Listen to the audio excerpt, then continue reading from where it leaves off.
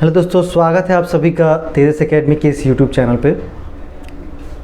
दोस्तों, जैसा कि आप सब जानते हैं या जो हमारे चैनल पर नए हैं उनको मैं बताना चाहूँगा, तेजस एकेडमी दरभंगा की पहली ऐसी शिक्षण संस्थान है जो NTA UGC नेट JRF जो कि मास्टर्स करते वक्त और मास्टर्स करने के बाद एक एग्ज़ाम है जो कि नेशनल लेवल पर कंडक्ट करवाई जाती है UGC के द्वारा, और इस एग्ज़ाम को करवाने का जिम्मा अब NTA को दिया गया 2018 के बाद। इससे पहले CBSE करवाती थी इस एग्ज़ाम को।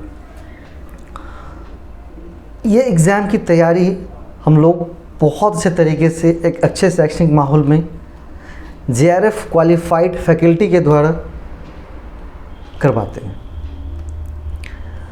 जो बहुत सारे स्टूडेंट का एक क्वेरी था, कॉल भी आ रहा है कि सर नेट एग्ज़ाम होता क्या है, कैसे इस एग्ज़ाम को फेस करेंगे, सिलेबस क्या होते हैं, कितने टाइम लगेंगे, क्या क्या करनी चाहिए, क्या नहीं करनी चाहिए। मतलब ढेर सारी क्वेरीज जो थी हमारे पास आ रही थी, जो कि मैनेजमेंट के द्वारा हमें बताया गया कि सर बहुत सारी क्वेरीज जो है स्टूडेंट की तरफ से आ रही है। कुछ जानते हैं लेकिन पूरे अच्छे तरीके से नहीं जानते हैं, कुछ नहीं जानते हैं, इंटरेस्टेड हैं लेकिन उनको पता ही नहीं कि इसका क्या उपयोग, कैसे इसका यूज़ करेंगे, अगर नेट हो जाएगा तो क्या कर सकते हैं। तो उस सब विषयों को लेकर के आज हम एक वीडियो आप सबके सामने प्रेजेंट कर रहे हैं। इस वीडियो में आपको सारी डिटेल्स मैं बताऊंगा कि UGC नेट एग्ज़ाम होता क्या है, कैसे एग्ज़ाम को क्रैक करना है, एग्ज़ाम को करने के बाद जब एग्ज़ाम क्वालिफाई हो जाते हैं फिर क्या करना है, सब स्टेप बाय स्टेप चलूँगा। दोस्तों, सबसे पहले इस एग्ज़ाम के बारे में विषय में कुछ और मैं बताता हूँ। जब भारत आज़ाद हुई थी 1947 में, तो शिक्षण और जो भी काम थे, शिक्षण, टीचिंग, उन सब की जवाबदेही भारत सरकार पे थी। चाहे उससे रिलेटेड इंफ्रास्ट्रक्चर को बनाना है, उससे रिलेटेड कोई कार्यक्रम निर्धारित करने हैं, जितने भी काम हैं सब भारत सरकार करती थी। लेकिन अगर आप भी जानते हैं कि अगर एक ही व्यक्ति को बहुत सारा हम काम देते तो सही ढंग से नहीं कर पाएंगे। तो 1952 में, वैसे इससे पहले बहुत सारी बात हुई थी। 1952 में भारत के जो उस समय के वर्तमान शिक्षा मंत्री थे डॉक्टर मौलाना अबुल कलाम आज़ाद जी, उन्होंने एक संस्था का नींव रखा, बनाया, संस्था का निर्माण किया।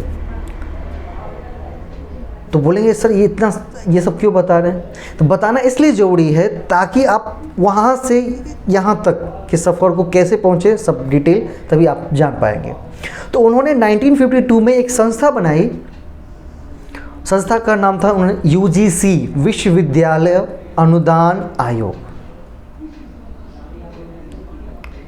क्यों बनाई? तो बोला कि अब जो शिक्षण, हायर एजुकेशन के जितने भी काम हैं, हायर एजुकेशन के जो भी कामकाज हैं वो सब UGC के जिम्मे रहेंगी।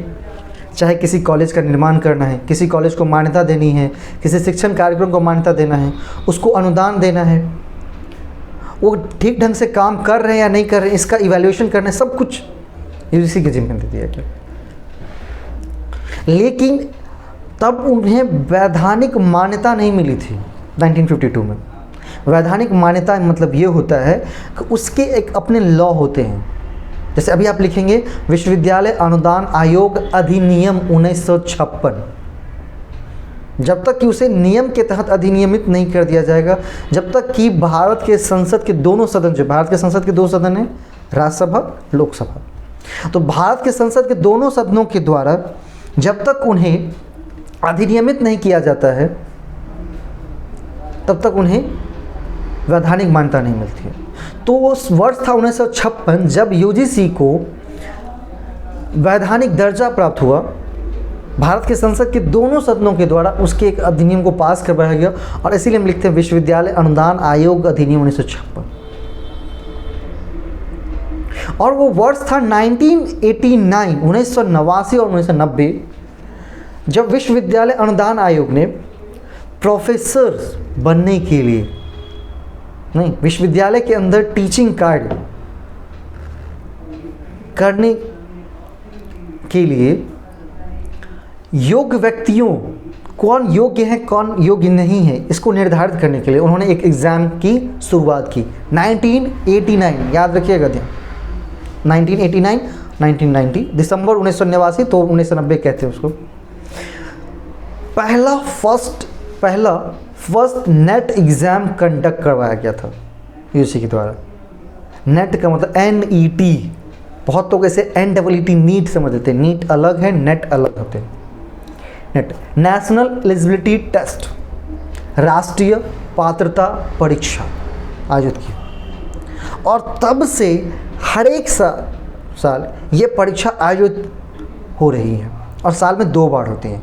एक बार होते हैं जून जुलाई के महीने में, लास्ट जून और लगभग या मतलब जुलाई के फर्स्ट वीक में होते हैं, और दूसरा होता है दिसंबर महीने में। उसके फॉर्म जो होते हैं मैं सब बात बताऊंगा। तो 2 बार एग्ज़ाम ये होते चले आ रहे हैं। वर्ष 2018 तक इस एग्ज़ाम को जो कंडक्ट करवाती थी, नहीं, अब मान लीजिए रेलवे का एग्ज़ाम हो रहा है तो रेलवे तो नहीं ले रही है ना, रेलवे के एक बोर्ड बना है, एग्जामिनेशन बोर्ड बनाया उन्होंने, वो ले रही है। तो सेम उसी तरह से यूजीसी ने दिया था CBSE को, नहीं, केंद्रीय शिक्षा माध्यमिक बोर्ड, नहीं, CBSE को जिम्मेदारी दी थी कि भैया ये लो आप एग्ज़ाम कंडक्ट करवाओ, और 2018 तक बहुत अच्छे तरीके से, सफल तरीक़ों से CBSE इस एग्ज़ाम को कंडक्ट करवा रही थी। लेकिन आपको पता होगा कि वर्ष 2014 में भारत के प्रधानमंत्री बने श्री नरेंद्र दामोदर दास मोदी जी, उसका मोदी जी कहते हैं। तो उन्होंने कहा कि नहीं, CBSE नहीं, हम एक अलग संस्था का निर्माण करेंगे, और देश के जितने हायर एग्ज़ाम हो रहे हैं, चाहे IIT के एग्ज़ाम हो, नीट एग्ज़ाम हो, सेंट्रल यूनिवर्सिटी केंद्रीय विश्वविद्यालय के जो एंट्रेंस एग्ज़ाम होंगे PG UG के लिए, पोस्ट ग्रेजुएशन अंडर ग्रेजुएशन के लिए, उन सबको कंडक्ट करवाएगी कौन? NTA। इस एक संस्था में बनाऊंगा जिसका नाम होगा NTA, नेशनल टेस्टिंग एजेंसी, नहीं, राष्ट्रीय जांच एजेंसी, एक बॉडी होगी, और यही एग्ज़ाम को कंडक्ट करवाएगी। और जो नेट एग्ज़ाम अभी तक CBSE के अंदर हो रहा था, उसको NTA के अंदर जोड़ दिया गया। इसीलिए हमने बोला था first word, NTA, UGC, net, JRF। तो आपने NTA के बारे में जान लिया, UGC के बारे में जान लिया, नेट के बारे में जान लिया। अब JRF क्या होते हैं? JRF का मतलब होता है जूनियर रिसर्च फेलोशिप।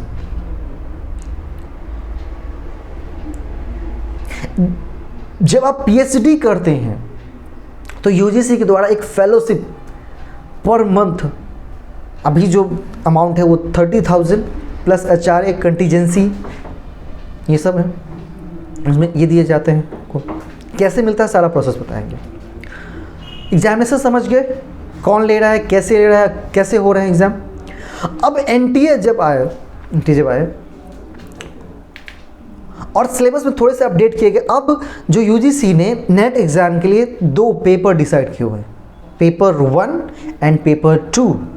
पेपर 1 जो होते हैं जनरल पेपर होते हैं, जो भी आर्ट और साइंस वाले होंगे, आर्ट्स वाले और साइंस वाले, ध्यान सुनिएगा, जो भी आर्ट्स फैकल्टी के होंगे और आर्ट साइंस में नहीं, आर्ट कॉमर्स साइंस वालों के लिए एक अलग संस्था है जिसका है CSIR, उसकी संस्था है CSIR। और जो आर्ट्स वाले हैं, जो कॉमर्स वाले हैं, उनकी संस्था है UGC।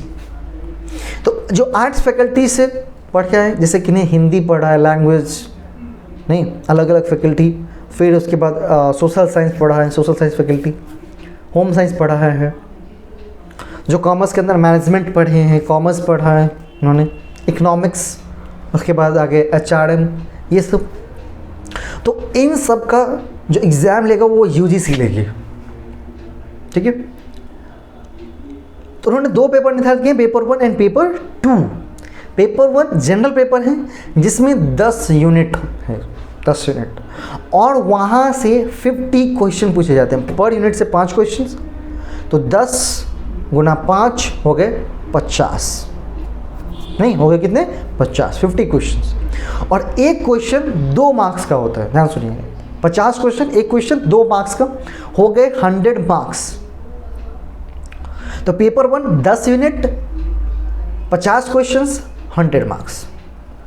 और पेपर 2 क्या होता है सर? पेपर 1 में क्या क्या होते हैं? तो पेपर 1 में आपका टीचिंग एप्टीट्यूड होता है, रिसर्च एप्टीट्यूड होता है, रीडिंग कॉम्प्रिहेंशन होते हैं, कम्युनिकेशन होता है, मैथमेटिकल रीजनिंग होते हैं, लॉजिकल रीजनिंग होते हैं, DI डाटा इंटरप्रिटेशन होता है, ICT information and communication technology computer से related, people development environment, higher education system, ये 10 यूनिट्स हैं। इस वीडियो के डिस्क्रिप्शन में एक टेलीग्राम का लिंक होगा, वहाँ पर आप जाइएगा, वहाँ पर आपको पेपर 1 के जो PDF होंगे, पेपर 1 के सिलेबस के जो PDFs हैं वो मिल जाएंगे। और पेपर 2 अलग अलग होता है जिसकी मैं जानकारी दे रहा हूँ। तो पेपर 2 का आप मेंशन कर दीजिएगा कमेंट में, मैं वहाँ पर डाल दूँगा, जो आप कमेंट डालेंगे उस विषय का मैं वहाँ पर डाल दूँगा, आप वहाँ से डाउनलोड करके देख सकते हैं। पेपर 2 जो आप मास्टर्स में जो आपका सब्जेक्ट था, जिससे आप मास्टर्स कर रहे थे या जिससे आप मास्टर्स करने वाले हैं, ध्यान सुनिएगा, मास्टर्स करने वाले हैं, अभी आप मास्टर्स किए नहीं है, मास्टर्स करने वाले हैं, या मास्टर्स कर रहे हैं, मास्टर्स PG जिसको आप कहते हैं, या PG कर रहे हो, करने वाले हो, या कर चुके हो, तीनों एग्ज़ाम दे सकते हैं। बोलते हैं सर एग्ज़ाम के एलिजिबल क्यों नहीं? तो वैसे स्टूडेंट जो मास्टर्स करने वाले हैं, कर रहे हैं, कर चुके हैं, तीनों ध्यान सुनिए फिर से, करने वाले, कर रहे हैं, और जो कर चुके हैं, PG मास्टर्स कर चुके हैं, वो तीनों एलिजिबल हैं इस एग्ज़ाम को देने के लिए। तो पेपर 2 रहेगा जो आप मास्टर्स में जिस विषय से आप मास्टर्स किए हैं, या जिस विषय से आप मास्टर्स अभी कर रहे हैं, या जिस विषय से आप मास्टर्स करने वाले हैं। जो कर रहे हैं, करने वाले हैं, जो अब बोलेंगे सर जो करने वाले हैं वो भी दे सकते हैं क्या? दे सकते हैं, मैं बताता हूँ सब कुछ। तो वो रहेगा आपका पेपर 2, और वहाँ से 100 क्वेश्चंस निकलते हैं, ठीक है। वहाँ भी 10 यूनिट में बांटी गई है, और वहाँ से 100 क्वेश्चंस निकलते हैं, और एक क्वेश्चन होता है 2 मार्क्स का। टोटल हो गया आपके 300 मार्क्स, 150 क्वेश्चन, 3 घंटे का आपका टाइम होता है। और इसके जो एग्ज़ाम होते हैं वो online CBT computer based test, आपको सेंटर्स पे एक कंप्यूटर मिल जाता है, वहाँ पर आप स्क्रीन पे क्वेश्चन देखते रहते हैं, आप उसको क्लिक करना, सारे ऑब्जेक्टिव टाइप क्वेश्चन होते हैं। और एक बार बहुत ध्यान सुनिएगा, ये रूमर्स सबके दिमाग में पता नहीं कहाँ से बिठा दी गई है, इस एग्ज़ाम में नेगेटिव मार्किंग नहीं है, नेगेटिव मार्किंग नहीं है। अगर आपको जो क्वेश्चंस आता है उसको आप करेंगे तो मार्क्स मिलेंगे, अगर नहीं आता है, आपने कोई मान लीजिए क्वेश्चन टिक किया, गलत हो गया आंसर, तो उसके मार्क्स आपके काटे नहीं जाएंगे, जो आपके मार्क्स जो आते हैं उसमें से घटाए नहीं जाएंगे। बाकी जो अभी कॉम्पिटिटिव एग्जाम है, जैसे आप बैंकिंग का एग्ज़ाम देख लीजिएगा, शायद 3 क्वेश्चन गलती करेंगे तो 1 नंबर आपका लेस हो जाएगा, किसी किसी में 4 पे होता है। जो भी नेट में ऐसा कुछ भी प्रोसेस नहीं है, ठीक। अब बोलेंगे सर जो आप बोले थे एक बार उस पर ध्यान केंद्रित करिए, जो एग्ज़ाम जो मास्टर्स करने वाले वो भी दे सकते हैं। हाँ जी, दे सकते हैं, मास्टर्स करने वाले भी दे सकते हैं, जो मास्टर्स PG सेमेस्टर 1 में वो भी दे सकते हैं, सेमेस्टर 2 में वो भी दे सकते हैं, सेमेस्टर 3 में वो भी दे सकते हैं, सेमेस्टर 4 में वो भी दे सकते हैं। इस एग्ज़ाम को जब आप भरते हैं तो ना आपको कोई सर्टिफिकेट मांगा जाता है, चाहे आपके एकेडमिक से रिलेटेड हो, सिर्फ आपको मार्क्स पूछा जाता है, PG में कितने। तो PG में आप अपीयरिंग करके भर सकते हैं, ठीक। तो जो मान लीजिए करने वाले हैं, मतलब इस बार शुरू कर किए हैं, जैसे एडमिशन मतलब बहुत सारे विश्वविद्यालय का लेट सेशन चल रहा था तो एडमिशन हुए हैं, किसी को हो रहे हैं। जैसे मैं दरभंगा में अपनी बात करूं तो LNMU ललित मिथिला यूनिवर्सिटी है, अच्छी यूनिवर्सिटी है, वहाँ भी अभी प्रोसेस चल रहे हैं एडमिशन के। तो जो अभी एडमिशन करा रहे हैं वो भी दे सकते हैं एग्ज़ाम। देखिए इस एग्ज़ाम को आप भरेंगे, अपीयरिंग करके भरेंगे, जो कर रहे हैं या जो करने वाले हैं, मतलब जो भी शुरू करेंगे वो दोनों अपीयरिंग करके भरेंगे। अपीयरिंग करके एग्ज़ाम फॉर्म भरेंगे, जो फीस है वो फीस चुकाएंगे, सब कुछ आप फॉर्म सबमिट हो जाएगी। मान लीजिए एग्ज़ाम, आपका एग्ज़ाम होगा, जिस दिन आपका रिजल्ट आता है वो आपके, मान लीजिए आप पास होते हैं, तो जब पास होते हैं तो वहाँ पर दो कैटेगरी बनती है। एक बनती है कैटेगरी नेट वाली और एक बनती है जेआरएफ वाली। ठीक है, दोनों का एग्ज़ाम एक ही होता है, सब कुछ एक ही रहते हैं। कैटेगरी दो बनती है, एक नेट की कैटेगरी, एक होती है जेआरएफ की कैटेगरी, जूनियर रिसर्च फेलोशिप की कैटेगरी। एग्जाम्पल देके समझाता हूँ। मान लीजिए मैंने 100 नंबर्स का एग्ज़ाम लिया और मैंने ये कह दिए कि देखो भाई जिसका 50 से ऊपर आएगा, एक एग्जाम्पल दे रहा हूँ, 50 से ऊपर आएगा वो नेट क्वालिफाई करेंगे और जिनका 60 या 60 से अबव होगा वो जेआरएफ क्वालिफाई करेंगे। तो मान लीजिए किसी बच्चे का 50 आता है तो नेट क्वालिफाई करेंगे, जिसको बोला जाता है असिस्टेंट प्रोफेसर। जब आप नेट क्वालिफाई करते हैं तो आपका रिजल्ट भी आता है, मार्क्स भी आते हैं, मार्कशीट जारी होती है और साथ ही आपको एक एनटीए की साइट पर यूजीसी के द्वारा दी गई एक आपको नेट की सर्टिफिकेट मिलती है, जिसमें लिखा होता है क्वालिफाइड फॉर असिस्टेंट प्रोफेसर, यदि आप केवल नेट पास करते हैं तो। और वहाँ पर साफ साफ मेंशन किया हुआ है, देखिए कि जिस दिन आपका रिजल्ट आया है नेट का, उस डेट के 2 साल के अंदर, उस डेट से 2 साल के भीतर आपके मास्टर्स कंप्लीट हो जाने चाहिए। ये किसके लिए है? जो अपीयरिंग करके पढ़े थे, जो करने वाले थे या मतलब जो कर रहे थे उनके लिए। जो कर चुके उनके लिए तो कोई समस्या ही नहीं। क्लियर? 2 साल के अंदर आपके मास्टर्स हो जाने चाहिए। बोले सर नहीं होता है तो यदि नहीं होता है तो कोई बात नहीं, ये जो एनटीए का सर्टिफिकेट ये जो मिला हुआ है वो काम नहीं करेगा। आप अगले टर्म एग्जाम दे सकते हैं, कोई दिक्कत नहीं, नो प्रॉब्लम। करेक्ट? अगर मान लीजिए कोई जेआरएफ क्वालिफाई करता है तो सर फिर वहाँ पे क्या होते हैं? हाँ, एक बार और, जो नेट का सर्टिफिकेट मिलता है उसकी वैलिडिटी लाइफ टाइम होती है। आप उसे अपने जीवन में कभी भी, जीवन के अंतिम क्षण तक प्रोफेसर बनने के लिए यूज कर सकते हैं। ठीक? इसके बाद जेआरएफ पे चलते हैं। जो जेआरएफ क्वालिफाई करते हैं उनमें क्या है? तो जो जेआरएफ क्वालिफाई करते हैं, तो जैसे मान लीजिए मैंने एग्जांपल दिया था कि 60 है वो, तो जिसका 60 अबव आएगा तो 50 तो अबव आएगा ही ना, तभी तो 60 अबव आएगा या 60 आएगा उनका। तो जो जेआरएफ करते हैं उनका नेट भी हो जाता है, जेआरएफ भी हो जाता है। तो उनके मार्कशीट जो आते हैं उस पर लिखा होता है qualified for both assistant professor and JRF, junior research fellowship. तो वहाँ पर जैसे नेट का सर्टिफिकेट इनको मिला है, आपको भी मिलेगा, साथ ही साथ एक आपको जेआरएफ लेटर मिलेंगे। जेआरएफ का एक लेटर मिलता है। जेआरएफ लेटर क्या है? उसमें सारी डिटेल आपके मेंशन होता है कि आपने इस डेट को एग्ज़ाम दिया था, इस डेट को एग्ज़ाम क्वालिफाई किया है। और जब यह जेआरएफ लेटर आप पीएचडी में जब एडमिशन कराएंगे, जब सबमिट करते हैं, तो आपको वहाँ उस डेट से, जिस दिन आप पीएचडी में एडमिशन कराते हैं, उस डेट से आपको स्कॉलरशिप मिलनी शुरू होती है। ठीक है? उस डेट से आपको जेआरएफ, जिस दिन आप डेट मतलब पीएचडी में एडमिशन कराएंगे, उस डेट से आपको जेआरएफ का जो रकम है वो यूजीसी आपके सीधे आपके बैंक अकाउंट में देंगे, सीधे आपके बैंक अकाउंट। कोई बीच में थर्ड पार्टी नहीं रहेगा।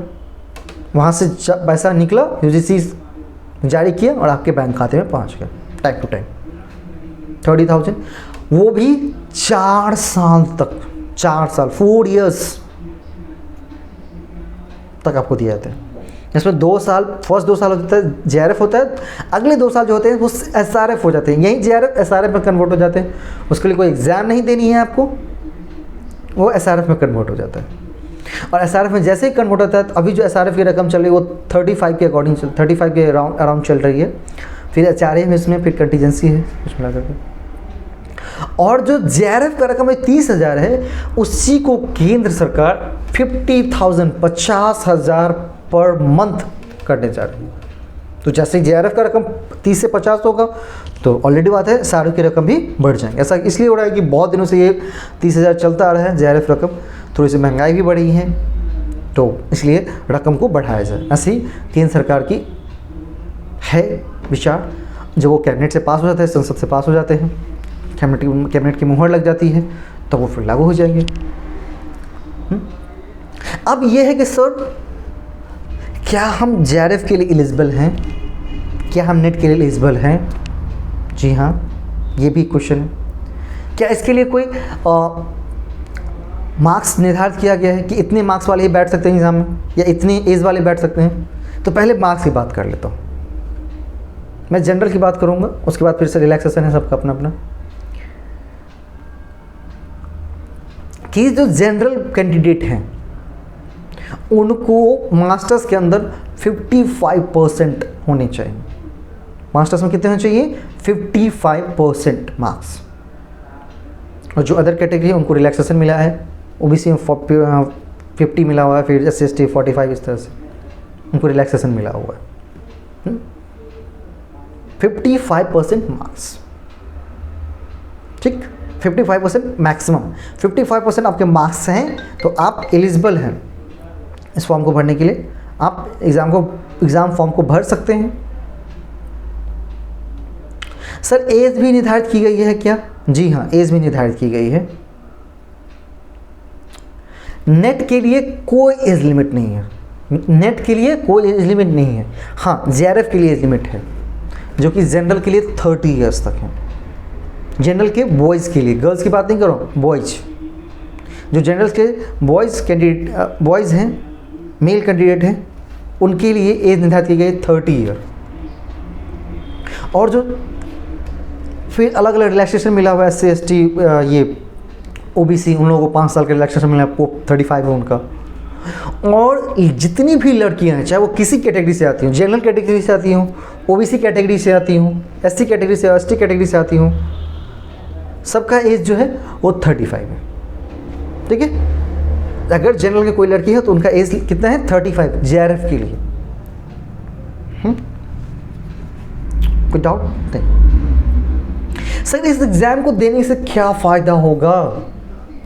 तो भाई या बहनें जो भी इस वीडियो को देखेंगे उन सब से मेरा रिक्वेस्ट ये है कि अभी हाल में ही UGC ने एक ड्राफ्ट जारी किया है PhD के लिए, PhD के रिगार्डिंग, जिसमें साफ लिखा है उन्होंने कि बहुत सारे विश्वविद्यालय में अब जो PhD के अंदर जो एडमिशन होंगे वो 3 तरह से होंगे। एक नेट के बेसिस पे होगा, एक नेट ही होगा लेकिन उसका नाम होगा नेशनल एंट्रेंस टेस्ट उसके अकॉर्डिंग, और एक जो पहले PhD से पहले एक एडमिशन टेस्ट होते थे, एंट्रेंस टेस्ट होते थे उसके रिगार्डिंग। लेकिन धीरे धीरे करके इस साल ये भी था कि अब सेंट्रल यूनिवर्सिटी में इस साल पैट एग्ज़ाम नहीं होंगे, और धीरे धीरे जो भारत के जितने भी विश्वविद्यालय हैं उन सब में पैट एग्ज़ाम को ख़त्म किया जाए। पैट होता है PhD एडमिशन टेस्ट। PhD में नामांकन के लिए एक एंट्रेंस टेस्ट होते हैं, वो धीरे धीरे सभी विश्वविद्यालयों से ख़त्म किए जा रहे हैं। पैट नहीं होंगे, केवल नेट के बेसिस पे या नेशनल एंट्रेंस टेस्ट के बेसिस पे एडमिशन होंगे आपके। और एक और फ़ायदा में गिना था, उसी ड्राफ्ट में लिखा हुआ है कि जो स्टूडेंट नेट JRF क्वालिफाई करके जाएंगे PhD एडमिशन के लिए, तो मान लीजिए आपके विभाग में, विश्वविद्यालय ने कॉमर्स में या किसी भी सब्जेक्ट की बात कर रहा हूँ, कॉमर्स में एग्जाम्पल ले लेता हूँ, कॉमर्स में 50 सीट निकाली तो उसके 60 टोटल वैकेंट सीट के 60%, याद रखिएगा 60% सीट नेट JRF वाले स्टूडेंट के लिए रिजर्व होंगे, सुरक्षित रहेंगे। ठीक है, उस पर ना ही नेशनल एंट्रेंस टेस्ट वाले, अगर मान लीजिए पैट 1-2 साल होता है तो वो वाले नहीं बैठेंगे। आपको 60% आपको वहाँ पर प्रेफरेंस मिल रहा है, कम बड़ी बात है नहीं ना। अगर आपको 60% क्या पहले रेफरेंस मिल रहा है, फिर मान लीजिए कोई कैटेगरी में आते तो उनके लिए और भी है अपना जो मिलता ही है। जनरल के लिए भी आया कि जो जनरल में इकोनॉमिक वीक सेक्शन में आते हैं, EWS में आते हैं, उनको 10% तो मिल ही रहा है। ठीक है, उसके बाद PhD करने के लिए रकम भी मिल रही है।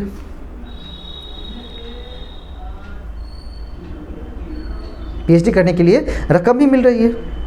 तो ये सारे सुविधा जो है आपको दिए जा रहे हैं, और वो भी क्या है, बस एक एग्ज़ाम आपको क्या करने, क्वालिफाई करने हैं।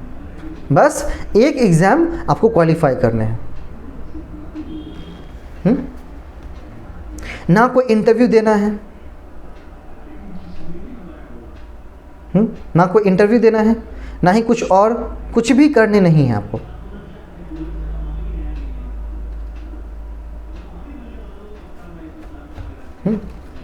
बस एक एग्ज़ाम लिखना है, क्वालिफाई करेंगे, आपको कोई इंटरव्यू नहीं है, कुछ भी नहीं है, आपको रकम मिलेगी। ये सब नेट के बेनिफिट है। और अब मैं अपनी संस्था के बारे में थोड़ी सी बता देता हूँ। तेजस एकेडमी दरभंगा की पहली या एकमात्र कह सकते हैं पहली तेजस एकेडमी इनिशिएटर है दरभंगा में, जो ऑफलाइन क्लास साथ ही साथ ऑनलाइन क्लास इस एग्ज़ाम के लिए प्रोवाइड कर रही है।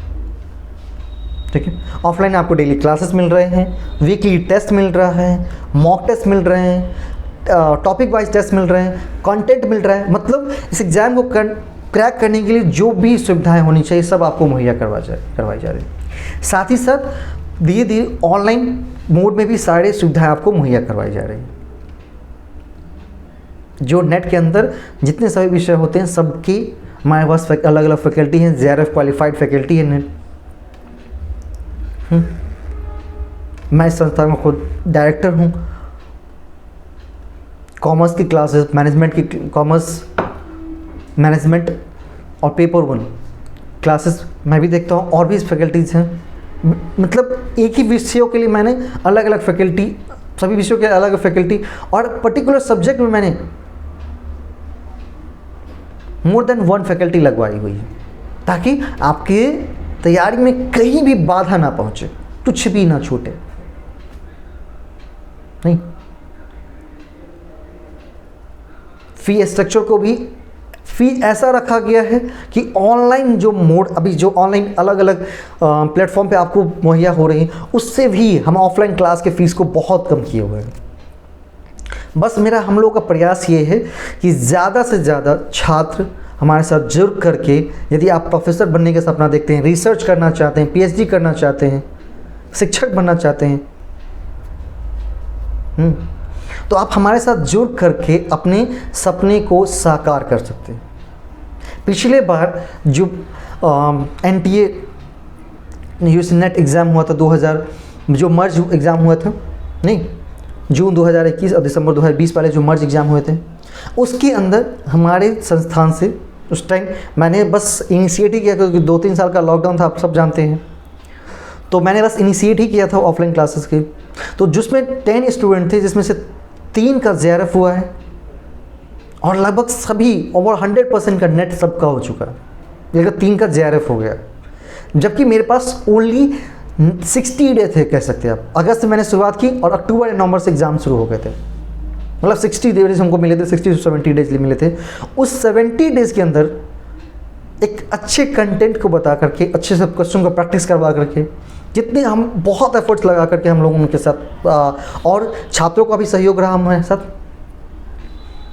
और 3 का उन्होंने JRF बनाया। तो एक बेस्ट स्ट्रेटजी की तहत आपको तैयारी करवाई जा रही है। बस आपको संस्थान से जोड़नी है। अगर आप मेरी क्लासेस लेनी चाहते हैं, क्लासेस तो वीडियो के डिस्क्रिप्शन में हमारे मोबाइल नंबर दिए गए हैं। अगर आप ऑफिस पे जो ऑफिस पे विजिट करना चाहते हैं, दरभंगा में है, दरभंगा बिहार, तो उसकी जानकारी भी आपको डिस्क्रिप्शन में मिल जाएंगी। वैसे मैं कह भी देता हूँ, दरभंगा जो रेलवे स्टेशन है, दरभंगा रेलवे स्टेशन से 5 मिनट की दूरी पर MLSM कॉलेज है, महाराजा लक्ष्मेश्वर सिंह कॉलेज, हराही पोखर के किनारे अवस्थित है। उस कॉलेज से जस्ट 50 मीटर आगे VIP रोड पर तेजस एकेडमी आपको मिल जाएगा। आप वहाँ पर आकर के, ऑफिस पर आकर के क्वेरी कर सकते हैं, जो आप अपने डाउट्स पूछ सकते हैं। और इस वीडियो में जितनी बातें नेट के रिलेटेड होनी चाहिए, मैंने सब बता चुका हूँ आपको। और हाँ, एक और बात लास्ट पर, कि सर और मान लीजिए JRF कर लिया, PhD कर लिया, उसके बाद तो एक बात मैं कह देता हूँ आपने नेट किया, जेआरएफ किया, पीएचडी किया है, तो आपका निश्चित है प्रोफेसर लगना, निश्चित, डैम श्योर, 100% मैं कह सकता हूँ। बस क्योंकि आप में वो सारी खूबियाँ, सारी काबिलियत आ जाती है जो कि एक प्रोफेशन में होनी चाहिए। और आप कहीं भी दुनिया के किसी भी कोने में अपने सब्जेक्ट से स्टूडेंट को टीच कर सकते हैं, पढ़ा सकते हैं, बता सकते हैं। और अभी का एक ऑनलाइन जो दौर चला है उसमें अगर आप में वो क्षमता होंगी, जैसे मैं खुद अपना एग्जांपल देता हूँ, जब मैं मास्टर्स कर रहा था तब तक मुझे इस एग्ज़ाम के बारे में पता नहीं था, पता हुआ, एग्ज़ाम दिया, कुछ जेआरएफ क्वालिफाई किया, बट मैं जेआरएफ का लाभ नहीं ले रहा हूँ एक्चुअली, क्योंकि जब आप जेआरएफ का लाभ लेंगे तो कोई और लाभ के संस्था में आप जुड़े नहीं रह सकते हैं, तो इसलिए मैं जेआरएफ का लाभ नहीं ले रहा हूँ। तो मैंने एग्ज़ाम कंडक्ट किया, एग्ज़ाम दिया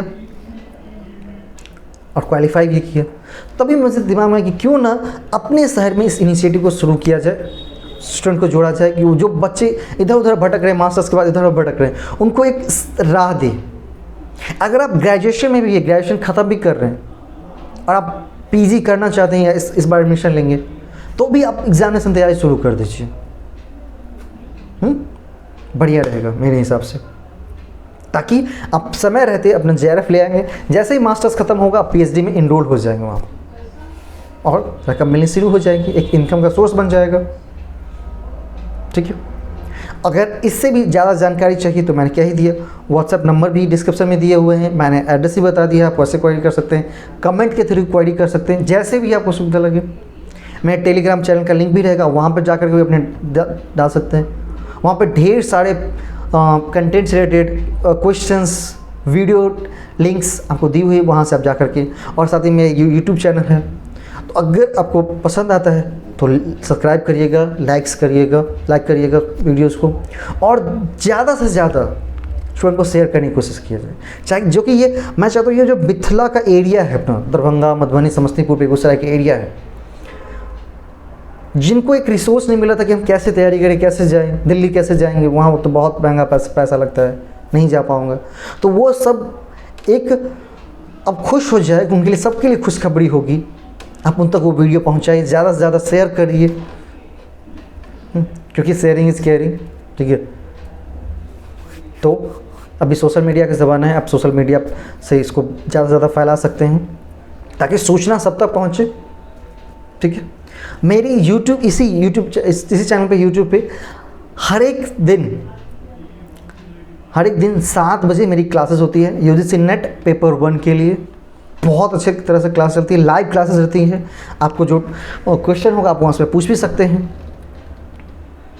वो क्लासेस रहती हैं, आप उस क्लासेस को अटेंड करिए। साथ ही एक और अनाउंसमेंट है, मैं इसी वीडियो में कर देता हूँ, और एक इसके अलग से मैं वीडियो भी क्रिएट करूँगा। हम कॉमर्स और लगभग सभी विषयों के लिए यूट्यूब लाइव क्लासेस शुरू कर रहे हैं।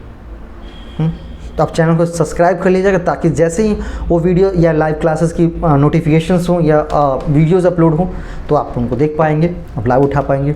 वो सारी कंटेंट फ्री रहेंगी, यूट्यूब पे जितनी सारी कंटेंट है वो सब फ्री रहेंगी। एक डेमो के लिए अगर आपको अच्छा लगता है तो आप ऑफलाइन क्लास जोड़ सकते हैं। ठीक है, थैंक यू सो मच सबको, मेरा नमस्कार, प्रणाम।